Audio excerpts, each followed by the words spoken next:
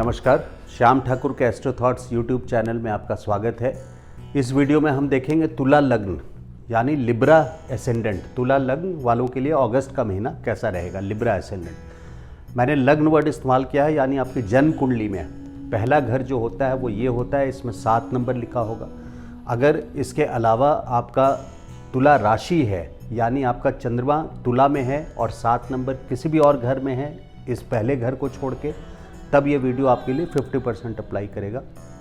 लेकिन अगर आपका तुला लग्न है यानी 7 नंबर पहले घर में है, तो ये वीडियो आपके लिए 100% इसका विश्लेषण आपके लिए सही जाएगा। तो हम शुरुआत करते हैं इस वीडियो का कि आपका लग्नेश इस महीने 11 अगस्त से 5 सितंबर तक 12वें स्थान में जाएगा। अभी तक 17 जुलाई से 10 अगस्त तक ये 11वें भाव में था, जो लाभ भाव है। तो ये पीरियड आपके लिए ड्रीम कम ट्रू, जो छोटे प्रोजेक्ट्स हैं, जो छोटी छोटी चीज़ें हैं, जो दिक्कतें आपको आ रही थी, उसमें काफ़ी सपोर्ट मिला होगा बिटवीन 17 जुलाई से 10 अगस्त के बीच में, क्योंकि लग्नेश आपका लाभ स्थान पे था। जहां 10 अगस्त तक आप जो भी फाइनेंशियल पोर्टफोलियो है आपका, उसकी प्लानिंग आप कर लें। जो भी आपकी लॉन्ग टर्म प्लानिंग है, इनिशिएटिव्स हैं, कुछ भी हैं, तो उसको आप 10 अगस्त तक वाइंड अप कर लें, क्योंकि 11 अगस्त से आपका लग्नेश दुर्भाग्य स्थान बोलते हैं, संन्यास स्थान बोलते हैं, अध्यात्म का स्थान भी है, विदेश का स्थान है। हाँ, जो लोग विदेश के लिए प्लान कर रहे हैं उनके लिए ये बेनिफिशियल रहेगा डेट, या जो लोग ट्रैवल करना चाह रहे हैं विदेश। बट उसके अलावा ओवरऑल मैं बात करूँ तो 11 अगस्त से 5 सितंबर तक ये आपके लिए अच्छा पीरियड नहीं रहेगा। आपके लिए आपको बैकफुट पे रहना चाहिए, बच के चलना चाहिए। जहाँ तक मैं शनि की पोजीशन देखता हूँ, तो शनि भी आपके लग्न को देख रहे हैं और गुरु भी आपके लग्न को देख रहे हैं। शनि का लग्न पे नज़र होना अपने आप में हार्डवर्क की ओर ले जाता है, हार्डवर्क कराता है और चीज़ों को स्लो और फ्रस्ट्रेटिंग की ओर ले जाता है। और इस वक्त शनि भी वक्री हैं और गुरु भी वक्री हैं आपके पंचम भाव पे। तो गुरु पंचम में है और शनि आपके चौथे भाव में है। शनि चौथे भाव से मतलब है आपके अपने घर के अंदर चैन से रहित करने का काम करेंगे, यानी बेचैनी देंगे घर के अंदर। बहुत ज़्यादा हैप्पी इन्वायरमेंट, एक सुखी वाला इन्वायरमेंट नहीं होगा। कहीं ना कहीं हार्डवर्क की रिक्वायरमेंट है आपके घर के अंदर भी, और वहीं आपके प्रोफेशन पर, क्योंकि इनकी नज़र सीधे 180 डिग्री 7वें घर पे हैं, जो कि आपका कर्म स्थान है। और ख़ास करके इस वक्त अगर मैं बात करूं तो 17 अगस्त तक, 16 जुलाई से 16 अगस्त तक सूर्य के ऑपोजिशन के साथ हैं शनि।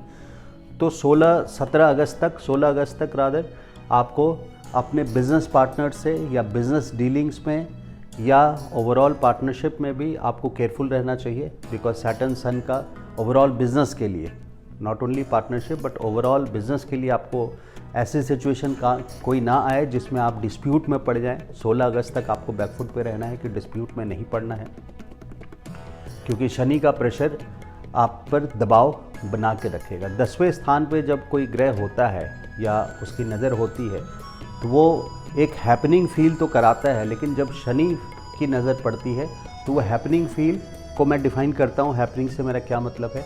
लेकिन हैपनिंग फील मतलब कुछ हो रहा है, ठीक है, काम कर रहे हैं, काफ़ी हार्डवर्क कर रहे हैं, लेकिन उसका लाभ डायरेक्टली आपको उस वक्त पे नहीं मिलता है। उसका लाभ आगे चल के मिलता है। इससे दूसरा घर, 10वें से दूसरा घर 11वां भाव है, जो लाभ स्थान हो गया। इससे दूसरा घर, जैसे लग्न से दूसरा घर आपके लिए धन भाव है, तो 10वें से दूसरा घर आपका 11वां भाव है।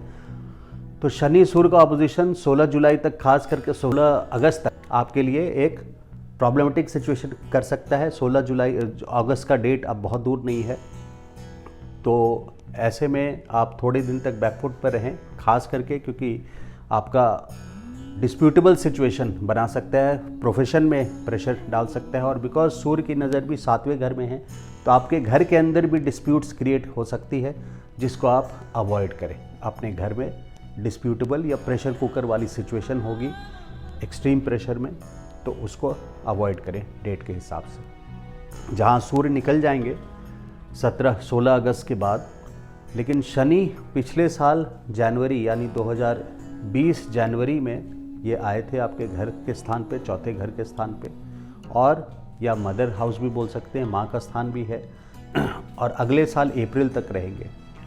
तो शनि का जब गोचर, ये गोचर कुंडली है, गोचर यानी अभी शनि आपके मकर राशि में है जो आपका चौथा भाव पड़ रहा है। ऐसे में माँ के ऊपर आपको खास करके ध्यान रखना है, माता के ऊपर।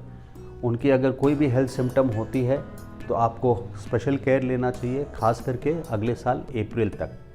और ये 2.5 साल का पीरियड होता है जो मदर माँ के लिए शनि ऑडिट कर रहे हैं, एक तरह से उनके हेल्थ को पे उनकी पूरी नज़र है, उनके ओवरऑल लाइफ पे पूरी नज़र है।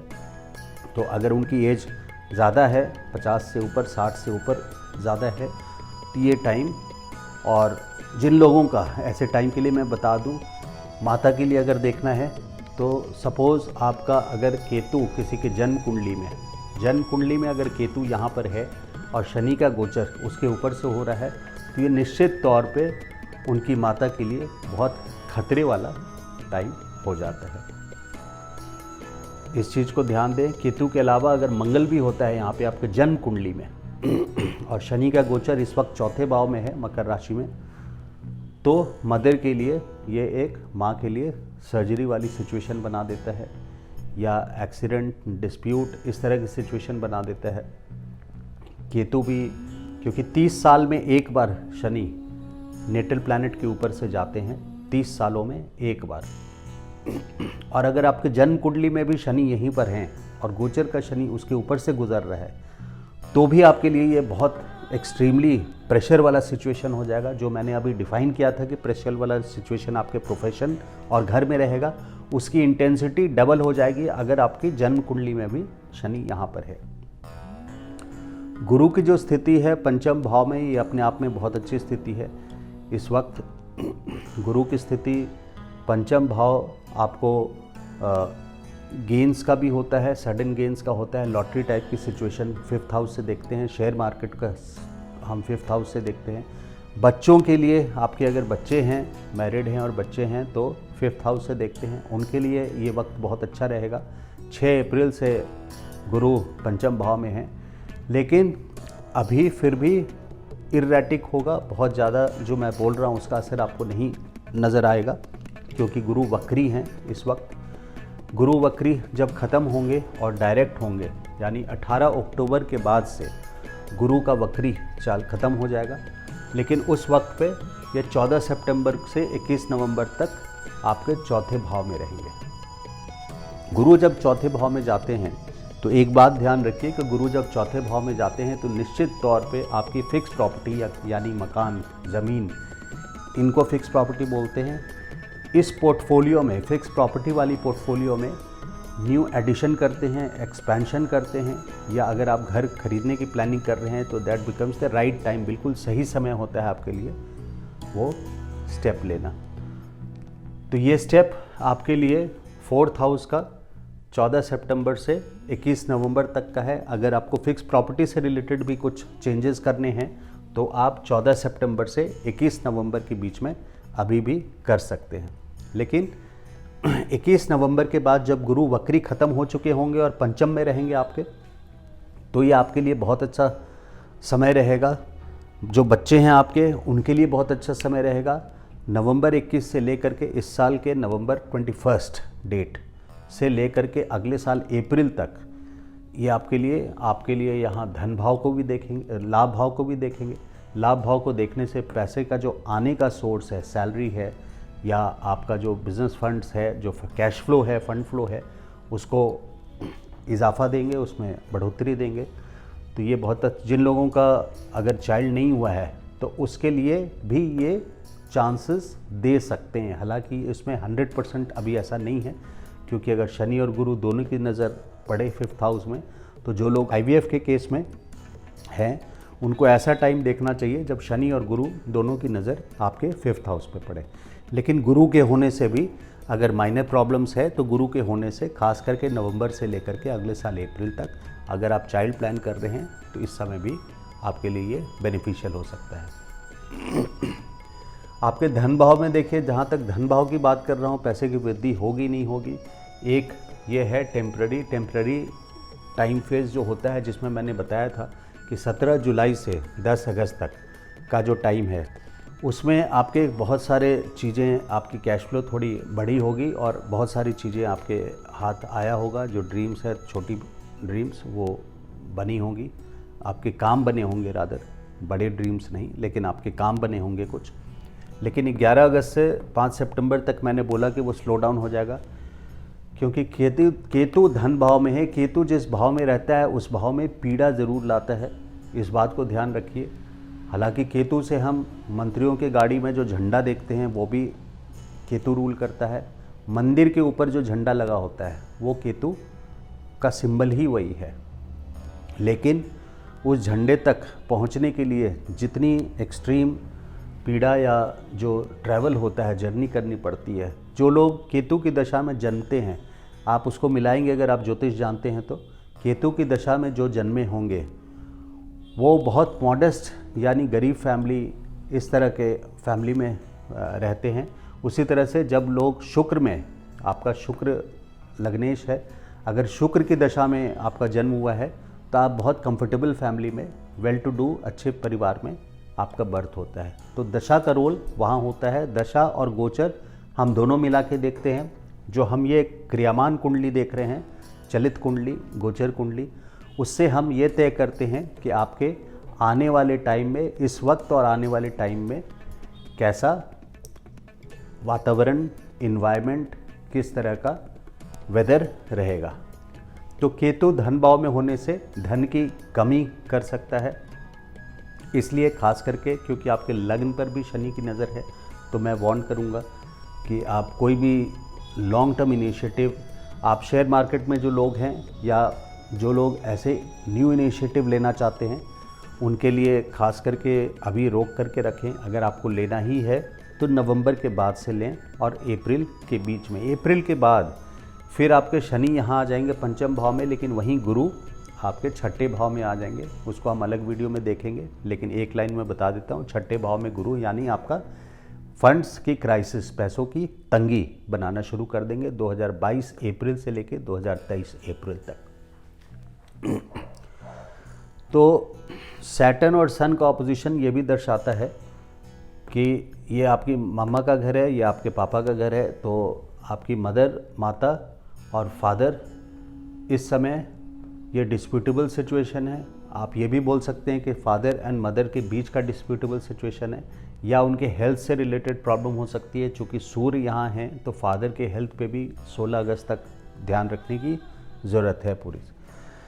जो लोग जॉब के लिए सर्च कर रहे हैं उनके लिए अभी थोड़ा स्लो है टाइम। जॉब सर्च के लिए बेटर होगा नवंबर के बाद से, क्योंकि आपका गुरु उस समय जो लग्न को देख रहे हैं वो अच्छे जगह पर ऑलरेडी हैं, लेकिन वक्री ख़त्म हो जाएंगे। तो 21 नवंबर के बाद से उनके लिए प्रोस्पेक्ट बहुत अच्छा रहेगा।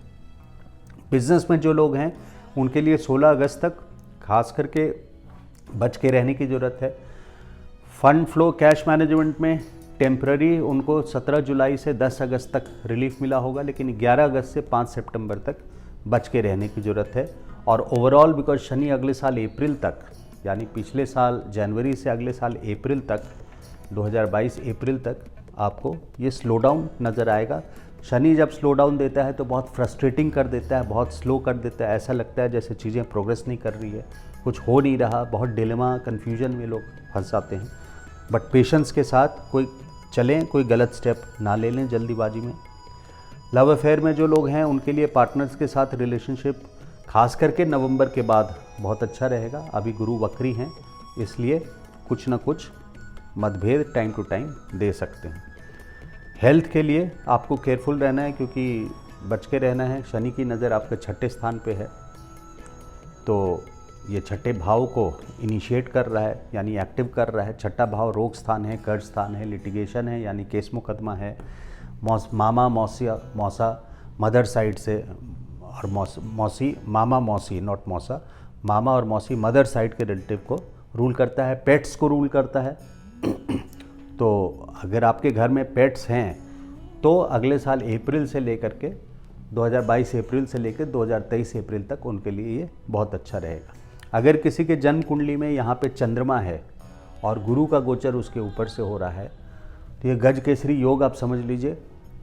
ये अपने आप में आपके ओवरऑल सिचुएशन और पोजीशन को में वृद्धि करता है, बढ़ावा देता है। लेकिन हाँ, इस टाइम पे एक चीज़ बहुत इंटरेस्टिंगली आप देख सकते हैं कि उस एक साल में, यानी अगर आपके जन्म कुंडली में यहाँ चंद्रमा है और नवंबर से लेके अप्रैल के बीच में, तब आपके वेट गेन भी होगा, क्योंकि मून इज़ वाटर है ना, तो और 70% of human body is water, तो उसको एक्सपैंड करना, जुपिटर का काम होता है एक्सपैंड करना, किसी भी चीज़ को वृद्धि करना। तो मून के ऊपर से इसमें पैसे आने के भी सोर्स बहुत अच्छे होते हैं। कोई मेजर गेन्स आपके लिए बताया जा सकता है अगर चंद्रमा यहाँ पर हैं तो। लेकिन वहीं अगर यहाँ राहु हैं आपकी जन्म कुंडली में, अगर यहाँ राहु हो जाते हैं तो क्या होता है, ये गुरु चंडाल योग हो जाता है। इसमें किसी न किसी तरह की बदनामी होने की संभावना रहती है।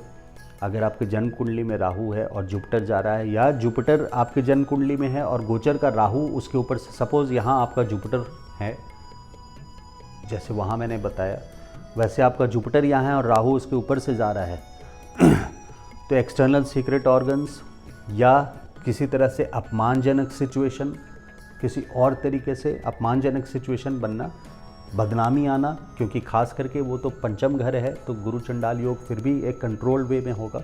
लेकिन ये चीज़ अगर छठे 8वें 12वें में होती है घर में, ये 8वां घर है, मारक स्थान है, यहाँ पे गुरु चंडाल योग बनता है, तो ये आपके लिए बहुत ख़राब पोजीशन हो जाती है। अगर शनि के ऊपर से भी राहु गुजर रहे हैं तो आपके लिए बहुत ख़राब सिचुएशन हो जाती है। देखिए, अगस्त के महीने में कुछ अच्छे और बुरे डेट्स मैंने लिखे हैं। 2 अगस्त, 3 और 4 अगस्त। 4 को 2:30 बजे दिन तक ये अपमानजनक सिचुएशन दे सकता है आपको। 11 तारीख को 3:30 बजे दोपहर से या शाम से लेके 12 अगस्त और 13 तारीख के शाम, ये आपके लिए एक अपमानजनक सिचुएशन होगा। लेकिन यहाँ मैं नोट ये बताऊंगा, क्योंकि शुक्र 11 तारीख को इस घर में एंटर कर रहे हैं, यानी 1 डिग्री पे, आप 0 से 1 मान लीजिए। तो इसमें क्या होगा, चंद्रमा और शुक्र का गोचर एग्जैक्टली इस बॉर्डर पे होगा, तो ये 5th हाउस का इम्पैक्ट और इसके बॉर्डर, हालांकि बॉर्डर के जो 29 डिग्री, 30 और 1 डिग्री हैं, ये बड़े कॉम्प्लेक्स डिग्रीज होते हैं। तो इसमें लेकिन शुक्र के साथ जब भी चंद्रमा जाते हैं शुक्र के ऊपर से, तो वो गुड फूड या एन्जॉयमेंट इस तरह का अच्छा दिन देते हैं।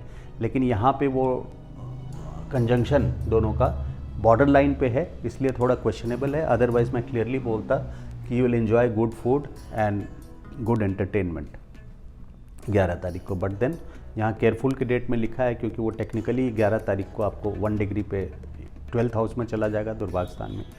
24 तारीख को 2 बजे दोपहर से लेके 25 और 26 को ये रोग से बच के रहें, क्योंकि उस समय छठे घर में है। और 29 तारीख को 29 अगस्त 10:30 बजे सुबह से लेके 30 एंड 31 अगस्त, ये अपमानजनक सिचुएशन है। इसमें आपको भ्रम में डाल सकते हैं इन डेट्स को, इसलिए कोई नया काम जानबूझ करके ऐसे टाइम पे ना करें। जो अच्छे दिन हैं आपके, जैसे 4 अगस्त को 2:30 बजे दिन से लेके 5 एंड 6 अगस्त, ये 9वें का चंद्रमा है, ये आपके भाग्योदय स्थान में उस समय रहेंगे। और 22 अगस्त को 8:30 बजे सुबह से लेके 23 और 24, ये पंचम का चंद्रमा है। चंद्रमा जब गोचर का आपके गुरु के साथ हैं तो ये गज केसरी योग भी फॉर्म करते हैं। बेशक ये 3 दिन का है, 22, 23 और 24, 2.5 दिन के करीब का, 2.25 दिन। तो इस टाइम पे आपको गेंस होने की पूरी उम्मीद है। तो कोई भी काम आपको जो इम्पोर्टेंट करना है वो आप इस टाइम पे कर सकते हैं। इसी के साथ अगर मेरा ये वीडियो अच्छा लगा है तो प्लीज़ लाइक कीजिए और channel kindly subscribe the channel. Thank you so much.